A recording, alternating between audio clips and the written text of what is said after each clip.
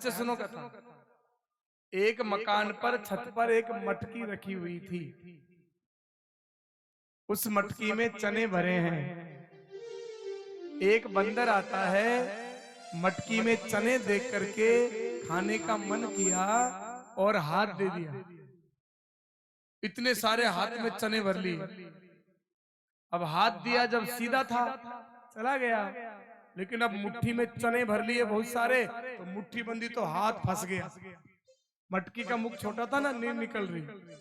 अब वो बंदर चिल्लाने लगा, बंदर चिल्लाने लगा, मटकी ने मुझे पकड़ लिया, कोई मुझे छुड़ाओ, मटकी ने पकड़ लिया। एक दूसरा बंदर आता है और वो कहता है, भैया मटकी के तो हाथ ही नहीं है, तुझे कैसे पकड़ेगी? अरे तूने चने पकड़ रखे हैं, तू चने छोड़, हाथ निकल जाएगा। बंदर ने जैसे ही चने छोड़े हाथ, वही स्थिति हम लोगों की है।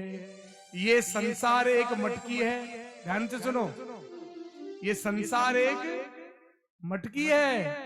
इसके अंदर मेरा, ये मेरी गाड़ी, ये मेरा बंगला, ये मेरी जमीन, ये मेरी पत्नी, ये मेरा बेटा, ये मेरी भैंस, ये मेरा धन, ये मेरा वैभव, ये चने हैं, हम लोगों ने पकड़ रखे हैं। हम बंदर है, हम लोग सब क्या है, पकड़ के बैठे हैं। ये मेरी गाड़ी, ये मेरा मकान, और चिल्ला रहे, क्या करें भैया, माया भगवान की प्रबल है, माया ने पकड़ लिया। अरे माया नहीं पकड़ती किसी को, काल ही कर्म ही ईश्वर ही मिथ्या दोष लगाए। हम लोग काल को, ईश्वर को मिथ्या दोष लगाते हैं। माया किसी को नहीं पकड़ती। कभी तुम्हारे मकान ने कहा कि मैं फला सिंह का मकान हूं, कभी तुम्हारे ट्रैक्टर ने कहा कि मैं फला सिंह का ट्रैक्टर हूं। हम लोग कहते हैं, यानी कि माया ने आपको नहीं पकड़ रखा, हमने माया को पकड़ रखा है। जब ईश्वर आता है, वो दूसरा बंदर कौन है? ईश्वर। वो आकर के समझाता है कि माया ने तुझे नहीं पकड़ रखा, तूने पकड़ रखी है। जैसे बंदर ने चने छोड़े हाथ बाहर आ गया, ऐसे हम लोग भी अगर इस माया रूपी संबंधों को छोड़ दें, तो उसी दिन आप भी इस संसार रूपी मटकी से बाहर निकल जाओगे और ईश्वर की प्राप्ति हो जाएगी।